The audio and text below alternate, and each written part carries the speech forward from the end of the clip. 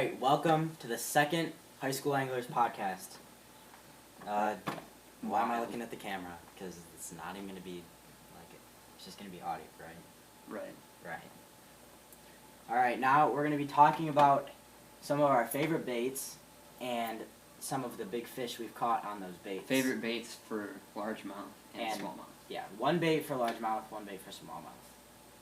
So, I guess, you want to start off, Ben? For Sure. largemouth, and then We'll start with largemouth. And then you can go smallmouth, and I'll go smallmouth. Yeah. Alright. My favorite bait for largemouth, definitely, it's kind of a new bait for me. I didn't pick it up until last year. But definitely the frog, and specifically the Booyah Pad Crasher Jr. Because we're in can't Michigan. We can't fish a full-size frog here. Yeah, so this, basically, you can't really see it, but it's basically just a smaller frog. I think it's like 2.5, or maybe like 3 inches long, versus like a big frog, which is like 5 inches. Well, yeah, that's just the body, not including the skirt. Yeah. But basically, it's just a smaller frog. And I didn't really pick up the frog until last year, but when I did, I threw the small one, and it seemed to me I got like a lot more bites as well. And it's 2.5, by the way. Instead of a 3-inch frog. Yeah. And like the overall profile is just a lot smaller. Yeah. And less skirt. But anyways. It just got me a lot more bites, and it got me a lot of confidence in the frog in general. And especially pressured fish as well. Ones that have seen like a bigger size frog. You know, throw the smaller one, they haven't seen that before. I find I could get bites from a lot more pressured fish on it as well. I actually ended up catching my PB on it too. So it's not like it can't catch big fish either. But yeah, that's definitely one of my favorite baits for largemouth. And you got a story for it? Yeah. So I really gained confidence in this bait fishing ponds. I could get a lot of bites in ponds, but I took it to lakes soon after. And there's a lake around here. Pretty legendary. Quite a legendary lake, so I'm not going to say like this was like, you know, like a really hard catch or whatever. Okay. You know, it's not like it's a public lake. It wasn't a very pressured pond. It's a public lake, but not public. It's public, but it's hard to get to. It doesn't have very much pressure at all. And so I was throwing this frog, it's again the smaller one. I was with my dad on the John boat. And I don't know, I caught like one other one that day before this. And then I just made this one cast. We were going down the bank. It was off the pads a bit. And I didn't think it was a very good cast, and I was about to reel up quick, but the boat started moving, so I just let it sit there. And my dad was fishing, we were talking or whatever, and I looked back, and just like toilet flushes on it. And like I set like I had like a 6.6 rod, 6.6 medium heavy is what I used to frog, which honestly like you could probably get away with because it's so small, such so small of a frog. Or no, 6'10". 6'10". Sorry, I was gonna say 6'6". Yeah. 6'10" medium heavy. Which that wasn't that. And for such a small frog, it's not even like you can get away with it. And it was a crisp rod too, so it was not like, you know, floppy action. It was faster action. And so I set the hook on it, and I was like the water's not super clear. It's kind of murky, but like as I'm like getting it in, like I can kind of like see it down there.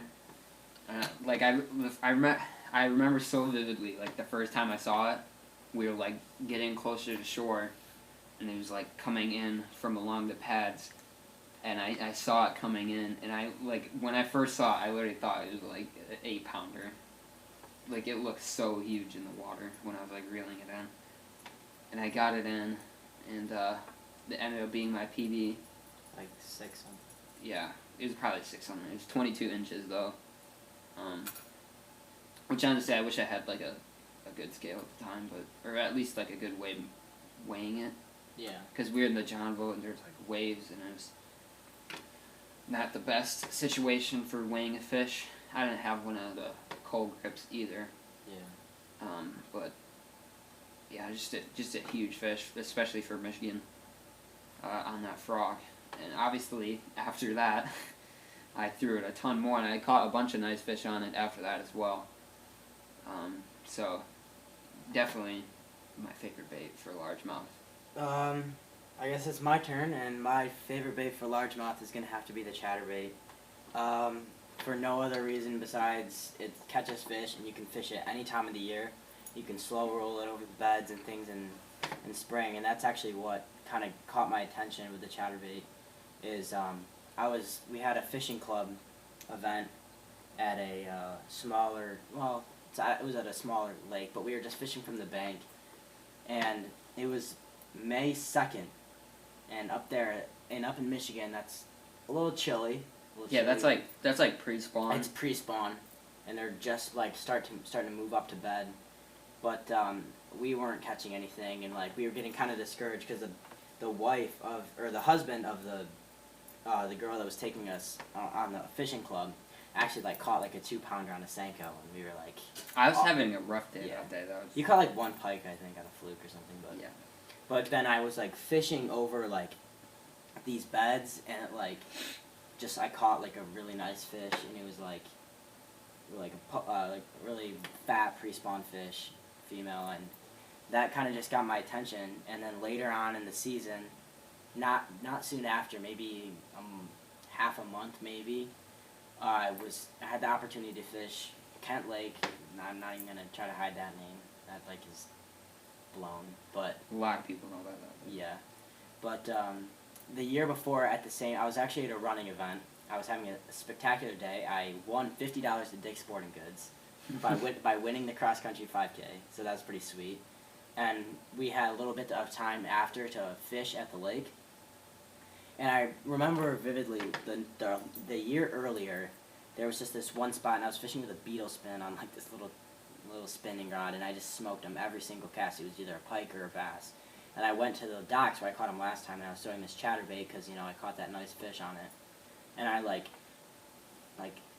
didn't catch a thing, and I was like super discouraged. And my dad was like, "All right, 10 more minutes, just try this one other spot." And so I go over there and I catch like this I hook up on the fish, and it was like I didn't have my drag set or anything. It was just screaming.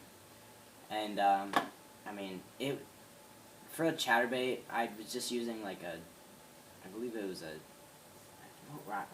it's like 7-foot rod. It was like a medium action, and like I don't know. It was just looking back on it, I think it was a spawning female, and I just got it right on the beds because it was like 5 foot deep, and I just happened to run it over a bed and got a reaction bite out of it. But it was like a solid 5.5 pounder. It was like really nice fish, but that's what really just kind of got my attention to chatterbait, and I fished it more and caught a lot of nice fish on it. So that's probably going to be my favorite.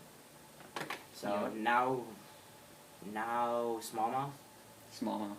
All right, you can take top it away. smallmouth baits.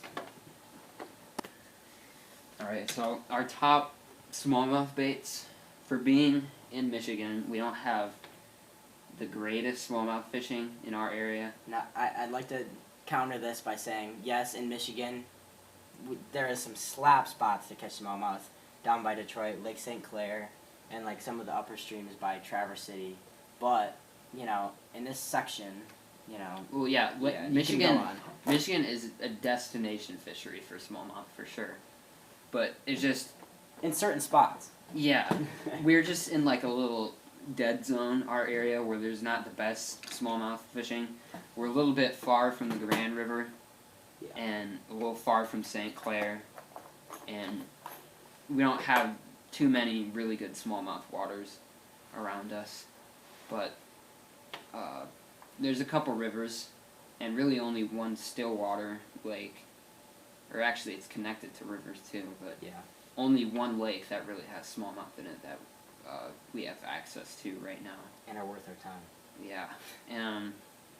And so, you can go and catch a bunch of, little finger-sized smallmouth around in the river and stuff. Mm-hmm. But, that's not You can, like... Can I disclose the name of the lake? What? Can I disclose the name of the lake? I say the name of the lake. Oh. Oh, yeah, the one lake is Kensington Lake. Or Kent Lake. The same spot I caught that chatterbait fish. Yeah, the same spot he caught that one good one on the chatterbait. That's like the only lake that has really good smallmouth in it. And, you know, the smallmouth in the rivers, like, only probably get up to, you know, 16 inches tops. Yeah.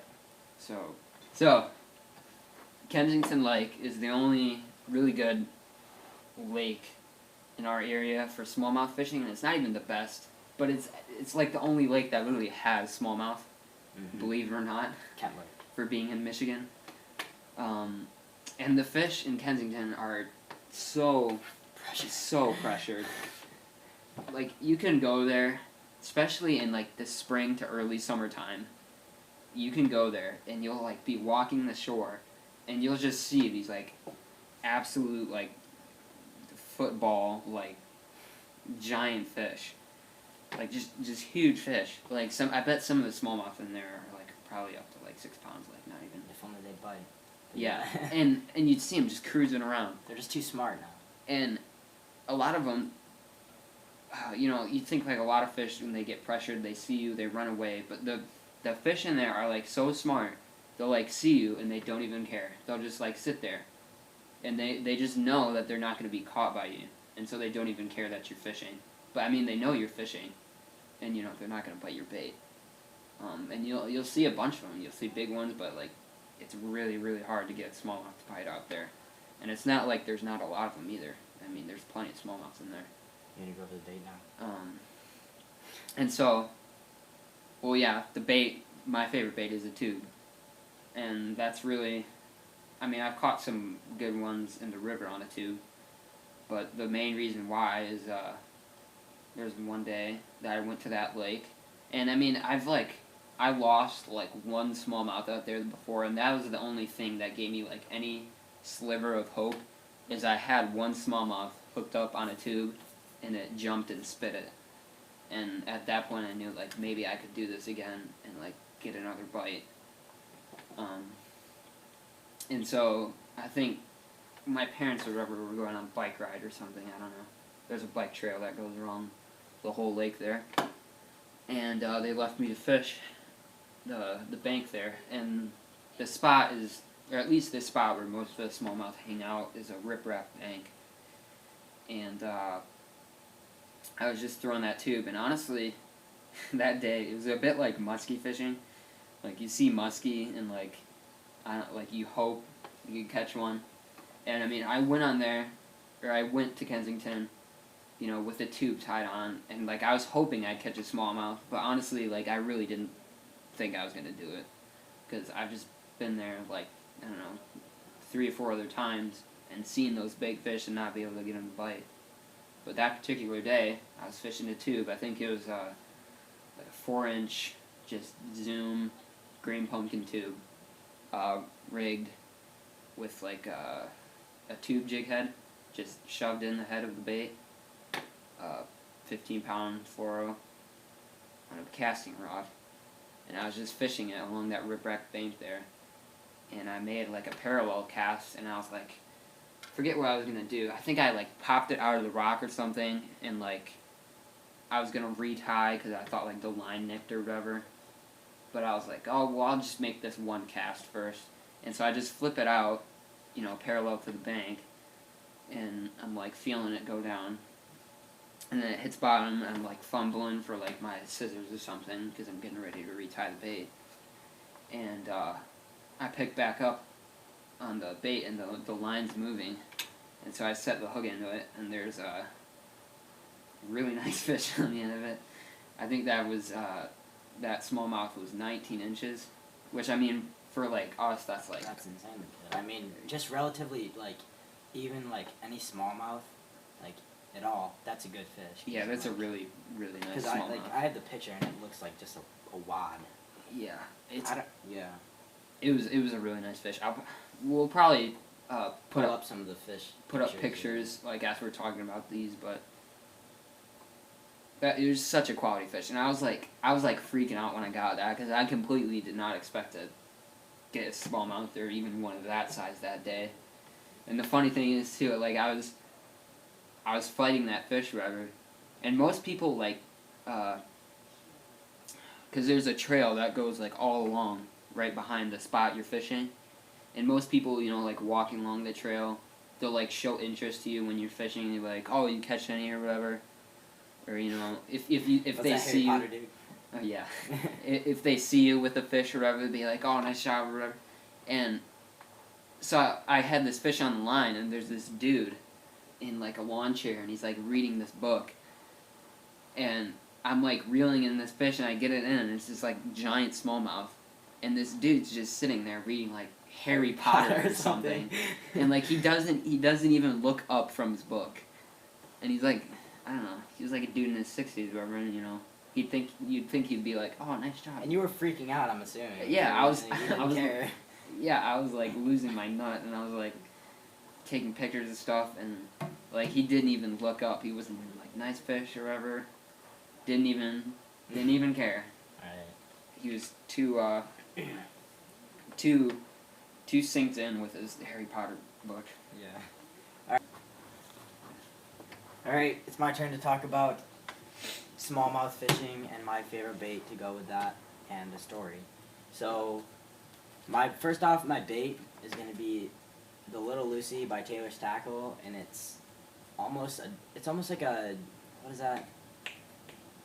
It's like a split shot rig, and it's almost like it's like a Ned rig and a split shot rig combined, and it's a worm that's not, I can't even like explain it. So here, that's what it is, and you throw it on a swivel, and it actually spins. They're based out of Virginia, and this lure is a local legend around there. And it's like a family-owned company. Yeah, right. It's been passed down and sold off to things, but it's all run by this one family. But his son or his dad a dad and his son. But my grandpa has been using this lure, and his grandpa has been using this lure for a long time. It made me realize how it can make pressured smallmouth bite, because this area of a river is extremely pressured. It's an overpass bridge right by the road, and you can see like smallmouth down there swimming all the time. And if your presentation just is not on point, then they're not going to bite it at all. And it's almost like Kensington, where you can see big smallmouth swimming down there, and they're just so smart they're not going to bite it. But I actually tied this bait on just for this little day trip in the motor oil color.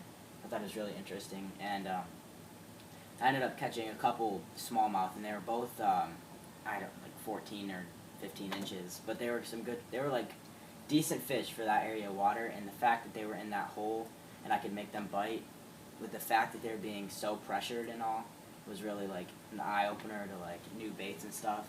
And if you want to check these baits out, you can go to taylorstackle.com and check those out. I really suggest that they're really good for smallmouth and largemouth too. So yeah, that's mine. So Nice. Have you been cutting yet?